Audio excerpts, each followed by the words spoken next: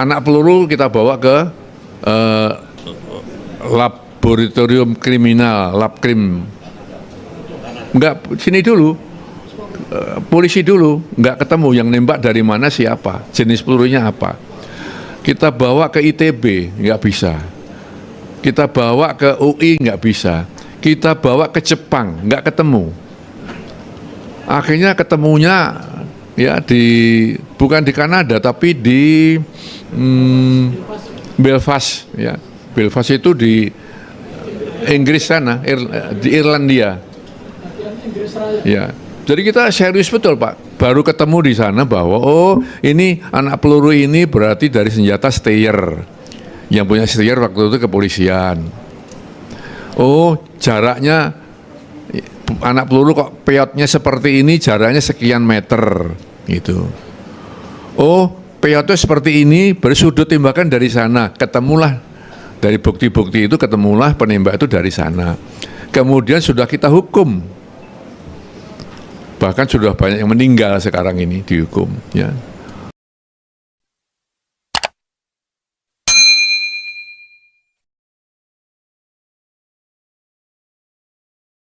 Saya akan menyampaikan hal-hal yang ya, kira-kira perlu saya sampaikan yang belum banyak diketahui oleh masyarakat atau sudah diketahui tapi sudah ada deviasi cerita yang tidak sesuai dengan apa yang waktu itu terjadi, begitu.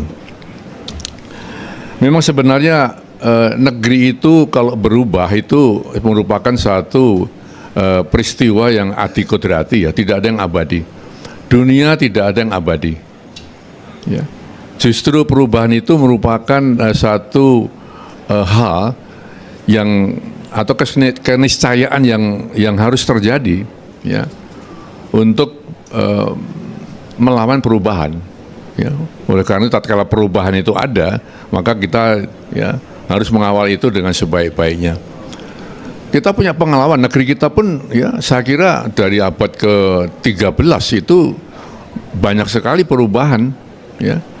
Dari Kediri ya jatuh ya karena peristiwa Ken Arok itu, kemudian masuk ke Singosari, ya, lahir Jaya runtuh ya karena pemberontakan Jaya Katuang, Majapahit ya begitu hebatnya ya menguasai Nusantara, akhirnya juga ya runtuh ya karena ada ketidaksesuaian antara para pembesarnya. Masuk ke Demak, Demak pun runtuh ya. Tatkala Joko Tingkir menguasai Demak, pindah ke Pajang, jadi Mataram. Mataram pun akhirnya jadi 4 kan. Kasunanan, Kesultanan, Pakualaman, Mangkunegaran, karena ya, Belanda yang memecah belah itu. Sampai di zaman kemerdekaan pun, Bapak Ibu sekalian, ya, negara ini nyaris ya banyak usaha untuk melakukan perubahan-perubahan, ya, yang memang menimbulkan satu suasana yang tidak bagus, ya. Ya katakanlah misalnya tahun 1949 ada pemberontakan PKI di Madiun, ya. Kemudian 1965 ya G30 PKI, 72 Malari, ya, 98 proses reformasi tadi yang Pak Indra Supanji tadi sudah melakukan satu testimoni. Bahkan ya baru-baru kemarin juga ada 412 ya, 212 yang sekarang masih membekas di antara kita. Jadi artinya memang perubahan itu merupakan keniscayaan. Hanya kita harus mengawal bahwa perubahan itu jangan sampai meluluh lantakkan negeri yang kita cintai ini. Dan syukur alhamdulillah ya atas keteguhan kita bersama, maka semua ya proses perubahan itu ya telah berjalan dengan aman ya, sampai sekarang kita masih menikmati sesuatu yang ya kita bersyukur Allah Subhanahu wa taala bahwa Indonesia masih eksis ya, bahkan dihormati di banyak negara sampai saat ini, ya. Saya tidak akan berpanjang lebar, saya mencoba untuk sedikit mengelaborasi khusus di tahun 1997 dan 1998, ya.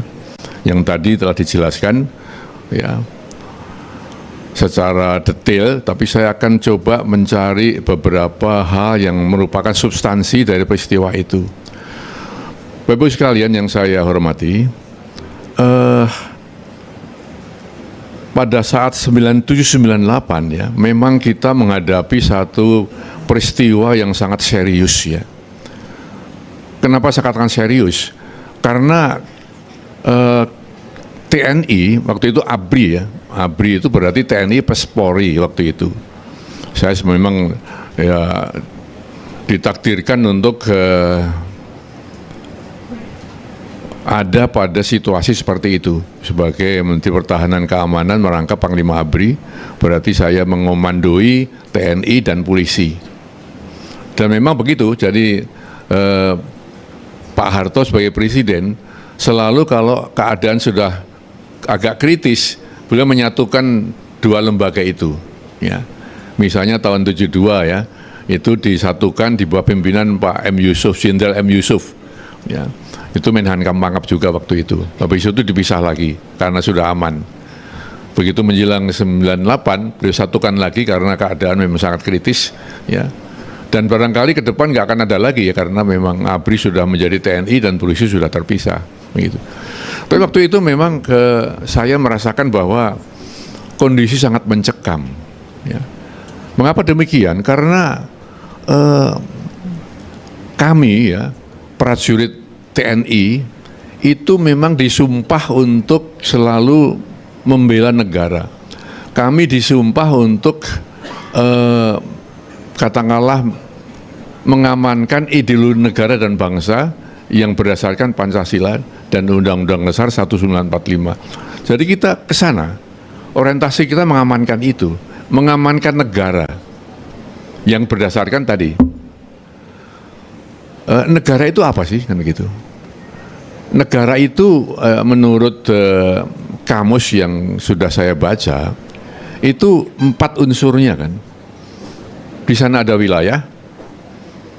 Wilayah bukan negara kalau nggak ada penduduknya. Harus ada rakyatnya. Belum sah kalau tidak ada pemerintahnya. Harus ada pemerintah yang sah. Dan yang keempat, diakui oleh negara lain. 4 unsur sehingga ada negara.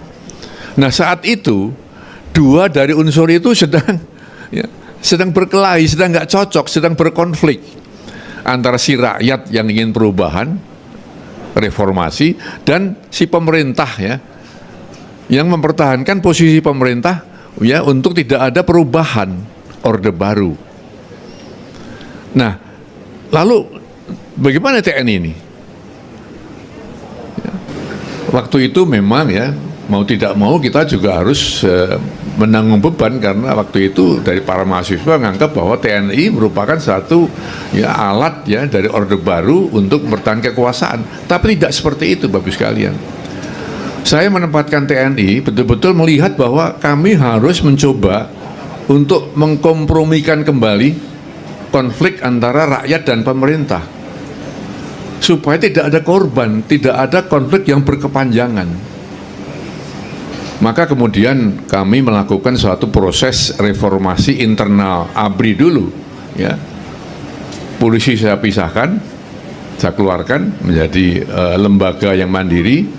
Kemudian ABRI-nya ya tinggal tanpa polisi menjadi TNI, Tentara Nasional Indonesia.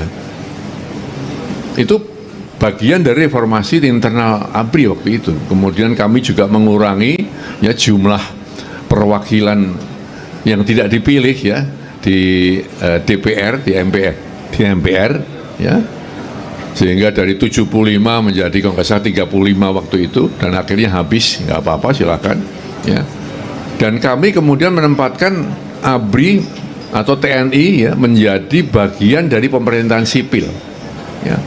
Ada 14 langkah sebenarnya, saya tidak akan sebutkan semuanya, hanya itu ya, untuk meyakinkan bahwa TNI atau ABRI ya betul-betul tidak berpihak kepada siapapun, tidak membela siapapun, tapi justru ingin tadi mengkompromikan, mendamaikan yang berkonflik antara 2 unsur negara tadi. Bapak sekalian yang saya hormati, tugas ini tidak ringan, ya sangat berat, karena kita sedang menghadapi kondisi yang memang tidak menguntungkan. Barangkali Bapak Ibu sekalian yang sekarang usianya sudah lewat 40 ya bisa merasakan saat itu. Adik-adik kita yang di bawah 40 yang masih anak-anak pasti nggak bisa ikut merasakan situasi 98 yang sangat mencekam, luar biasa beratnya. Untuk operasional, kami mengeluarkan suatu konsep untuk melakukan satu pendekatan dengan kaum reformis, ya, terutama dipelopori kaum mahasiswa. Untuk pertama, ya, kami persuasif, kami komunikatif, ya, kami edukatif, ya. Kemudian menghindari kekerasan. Ya, tadi dijelaskan ya oleh beliau bahwa tidak membawa peluru tajam dan sebagainya, itu hanya prosedur yang dilaksanakan. Agar apa? Agar tidak terjadi korban, agar ABRI atau TNI tidak dianggap berhadapan dengan rakyatnya membela pemerintah, enggak. Saya singkat saja ya, pada saat tanggal 16 ya, pada saat Presiden kembali dari Mesir, kemudian tadi disampaikan bahwa atas desakan mahasiswa, ya, maka Ketua DPR waktu itu Pak Harmoko, ya, bersama Pak Abdul Ghafur dan dari fraksi ABRI siapa? Pak fraksi ABRI itu Sarwan Hamid, ya, menghadap Presiden Soeharto mengatakan, Pak, Bapak sebaiknya mundur saja atas desakan mahasiswa. Ya. Nah, disinilah terjadi satu tawar-menawar antara mereka dengan kami, dengan TNI. Tapi kemudian saya sudah mendapatkan satu pemahaman bahwa tidak bisa DPR atas desakan mahasiswa meminta Presiden mundur. Waktu itu dengan dasar Undang-Undang Dasar 1945, Presiden itu diangkat dan diberhentikan oleh MPR, lembaga tertinggi negara. Yang bisa memberhentikan, yang bisa minta berhenti adalah MPR. Dengan apa? Dengan mencabut mandat kepada Presiden. Maka waktu itu Majelis Permusyawaratan Rakyat, lembaga tertinggi negara itulah, ya, yang memberi mandat kepada Presiden. Dia milih Presiden, milih wakil Presiden, diberi mandat. Maka Presiden adalah mandataris MPR. Dia jatuh, dia berhenti kalau mandat dicabut. Saya kemudian menghadap Presiden, Pak, atas desakan DPR, mungkin ABRI bersikap, ya, bahwa kami akan tetap mempertahankan pemerintah yang sah, ya, dan akan tidak mempertahankan lagi apabila MPR telah mencabut mandat dari Bapak Presiden. Jadi sekarang mempertahankan pemerintah, ya, bukan mempertahankan Presiden, mempertahankan pemerintah yang sah waktu itu. Presiden menjawab waktu itu tanggal 16 Mei malam, 16 Mei malam 98. Beliau mengatakan, waktu itu saya menambahkan, Pak, kami akan tetap mendukung pemerintah yang sah. Namun kalau ini berkepanjangan, saya katakan begitu, maka korban akan berjatuhan dan lebih banyak lagi. Ya. Beliau mengatakan, saya tidak ingin rakyat menjadi korban. Saya tidak akan mempertahankan kekuasaan dengan alat-alat senjata. Itu saya catat waktu itu. Kemudian proses berlanjut kan, beliau ingin mereformasi kabinet, ternyata ada 14 menteri yang tanda tangan untuk tidak sedia untuk masuk ke kabinet reformasi kalau ada reformasi. Ada 14 menteri. Saya nggak usah sebut namanya, tapi sekarang masih ada itu, para penanda tangan itu masih ada. Ya. Kemudian juga beliau ingin membentuk satu dewan reformasi yang terdiri para tokoh-tokoh negara waktu itu, termasuk Gus Dur dan sebagainya, Amin Rais, Gus Dur, Nurholis Majid dan sebagainya. Tapi akhirnya mereka juga mundur, Pak. Ya. Mereka mundur, Bapak sekalian. Jadi Presiden menurut saya sudah dalam kesendirian. Ya. Nah, sehingga pada saat pernyataan beliau baik di Kairo maupun tadi di 16 malam tadi ya yang telah beliau ucapkan, maka tanggal 20 malam, 21 belum mundur, 20 Mei malam hari saya dipanggil oleh Presiden di kediaman Cendana. Saya ada kasat Pak Subagio, ya, beliau membawa kertas begitu, ya. Lalu beliau mengatakan, ini saya serahkan kepadamu, gitu, ya.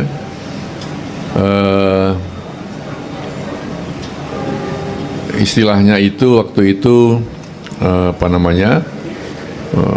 keputusan Presiden, jadi Kepres nomor atau bukan keputusan, Inpres, instruksi Presiden nomor 16 ya gitu. Ada nomornya. Saya serahkan kepadamu. Kamu saya angkat menjadi, ya, kecuali menjalankan pangap, saya angkat menjadi Panglima Komando Operasi Keamanan dan Keselamatan Negara. Ya. Nah, tapi ada Pak, kata-kata yang saya waktu itu masih bingung ya. Tidak terlalu paham, tapi akhirnya saya memahami ya.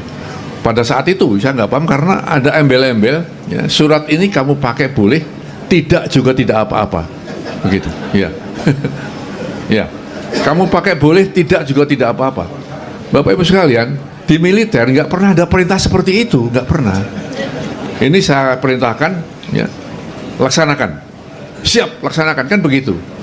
Tapi begitu kamu laksanakan boleh, tidak juga nggak apa-apa. Saya mau terus bilang apa ini, ya?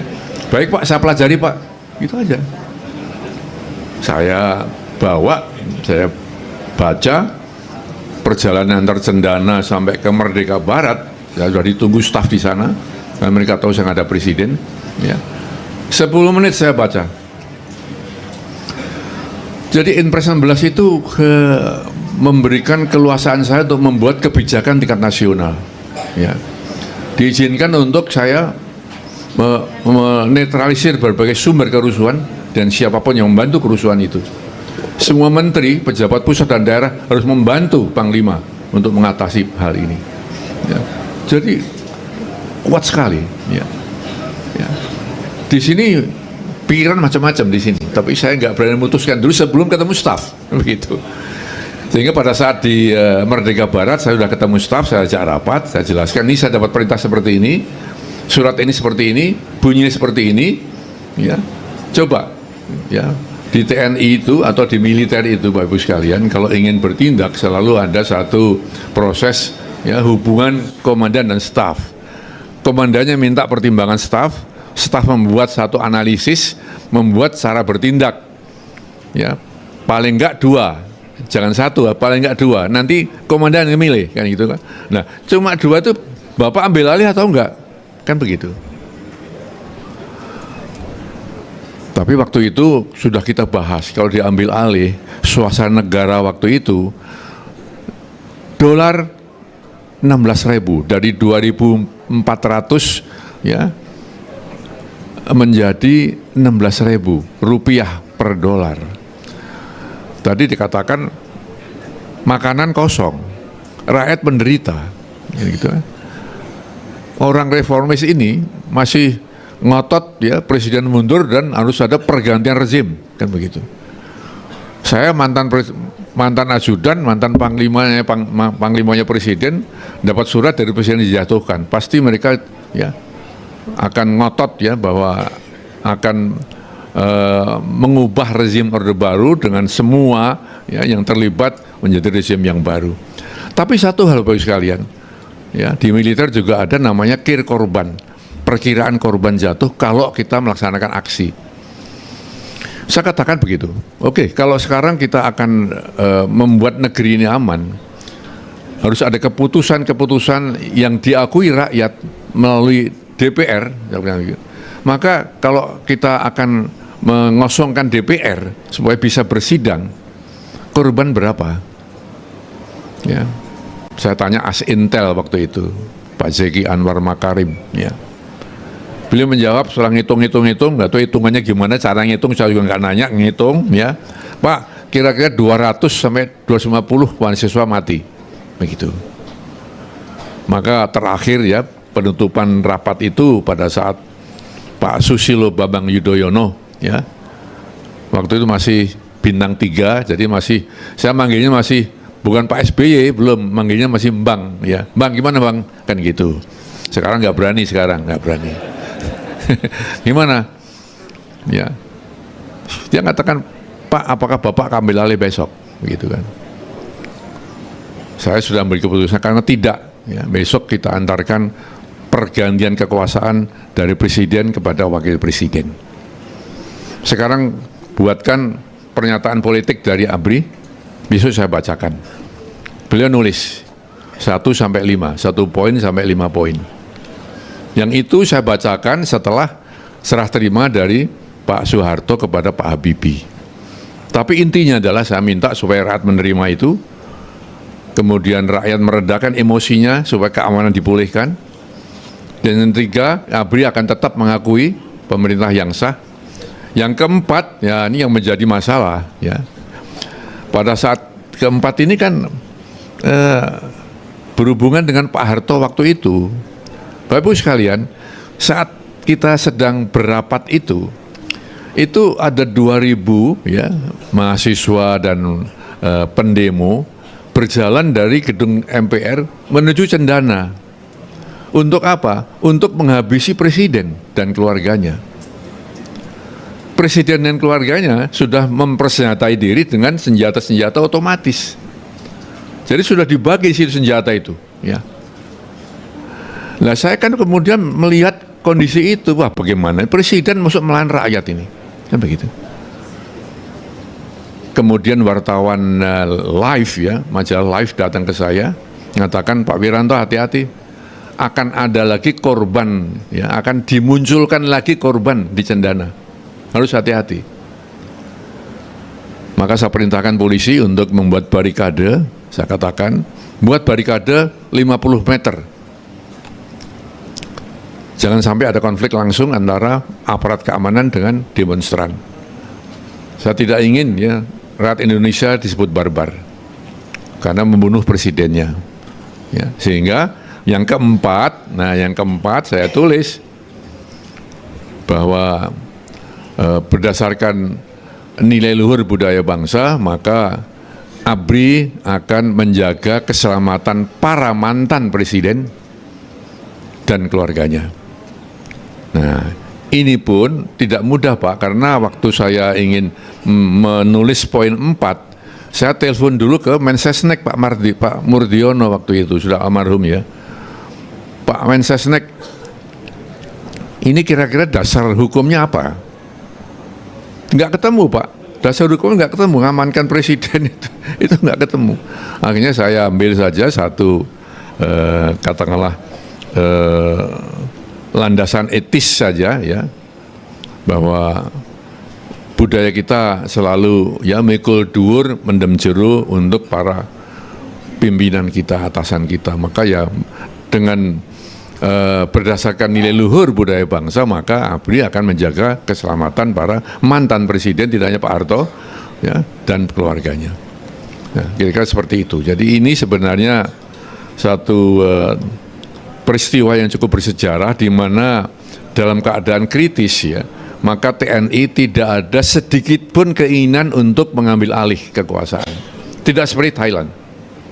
Thailand 11 kali terjadi kudeta dari militer terhadap pemerintahan sipil, ya, karena direstui raja. Di sana masih ada raja. Ya. Kita tidak. Nah, itulah yang kemudian ya sudah diketahui publik, tapi belum sejelas yang saya jelaskan seperti ini. Gitu ya. Bapak sekalian, satu lagi yang barangkali saya perlu klarifikasi adalah bahwa kerusuhan itu sebenarnya dipicu oleh peristiwa Trisakti ya, di mana tidak pernah ada komando untuk menembak para mahasiswa. Persuasif, edukatif, kompromis, dialogis, tidak boleh bawa peluru tajam, tapi tetap ada penembakan, tetap ada korban. Ya, ya. Itu sebenarnya dalam pelanggaran atau dalam kamus pelanggaran HAM itu bukan by commission, ya, atau ya istilahnya yang langsung apa namanya, by commission and satu lagi ya, atas perintah maupun ya atas persetujuan, tidak ada. Ya. Jadi sebenarnya itu sudah di luar dari komando yang dikeluarkan oleh para prajurit, termasuk tadi sampaikan ya Pak Supanji tadi bahwa itu memang di luar kontrol para komandan. Tapi itu pun kami kemudian membuat satu proses hukum sehingga akhirnya ketahuan yang menembak itu siapa. Karena sebelumnya nggak ketahuan Pak, nggak ketahuan, sulit sekali. Keadaan crowded begitu. Ya, anak peluru kita bawa ke laboratorium kriminal, labkrim. Enggak, sini dulu, polisi dulu, nggak ketemu yang nembak dari mana, siapa, jenis pelurunya apa. Kita bawa ke ITB, nggak bisa. Kita bawa ke UI, nggak bisa. Kita bawa ke Jepang, nggak ketemu. Akhirnya ketemunya ya bukan di Kanada tapi di Belfast ya. Belfast itu di Inggris sana, di Irlandia. Ya. Jadi kita serius betul Pak. Baru ketemu di sana bahwa oh ini anak peluru ini berarti dari senjata Steyr. Yang punya Steyr waktu itu kepolisian. Oh jaraknya anak peluru kok peotnya seperti ini, jaraknya sekian meter gitu.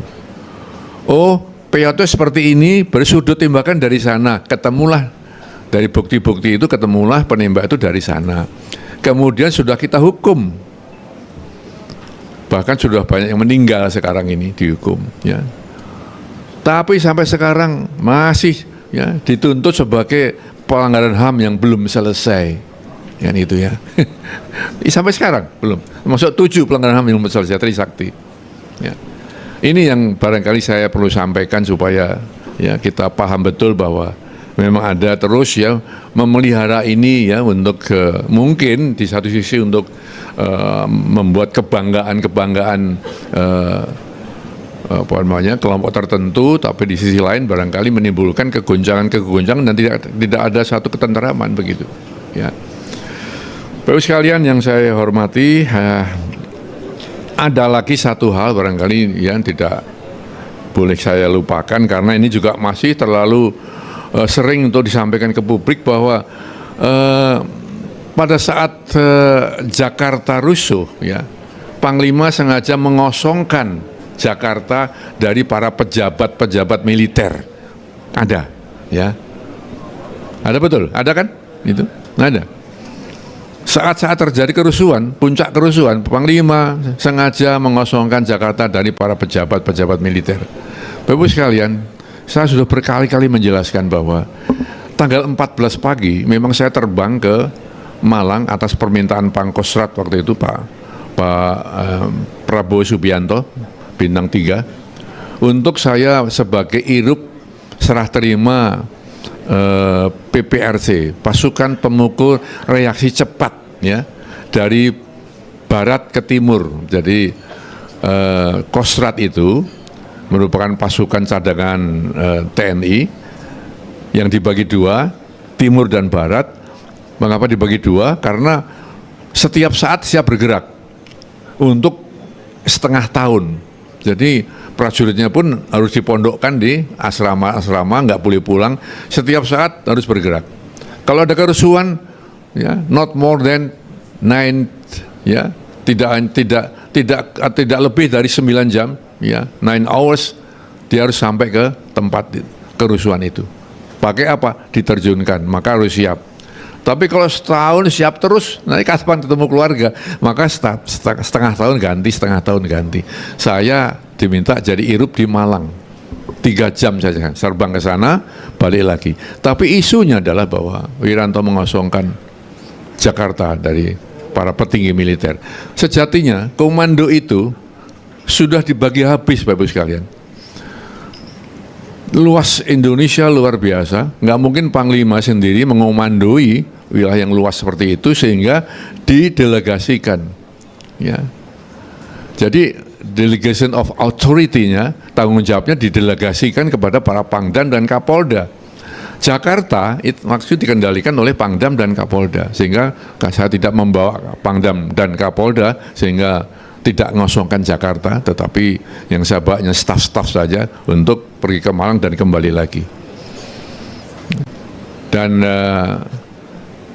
tanggal 14, jadi mengapa kerusuhan ya di Indonesia yang begitu hebat ya, ada satu national disorder yang begitu hebat, bisa selesai hanya 2 hari ya. Pertama ya karena ketegaran para anggota TNI dan polisi yang tidak tergiur untuk mengambil alih kekuasaan, satu. Yang kedua ya karena kecepatan bertindak ya dari para komandan di lapangan ya untuk menguasai situasi. Termasuk kebijakan saya ya tanggal 14, tanggal 13 meledak, tapi bukan meledak. Tanggal 13 pemakaman mahasiswa Trisakti ya, yang kemudian dipicu untuk meledakkan tanggal 14. Tanggal 14 siang mulai meledak, ya. 15 pagi itu sudah terkendali. Memang orang agak heran kenapa bisa cepat seperti itu. Karena begini Pak, rasio aparat keamanan di Jakarta dengan penduduk yang waktu itu melakukan demo itu nggak seimbang.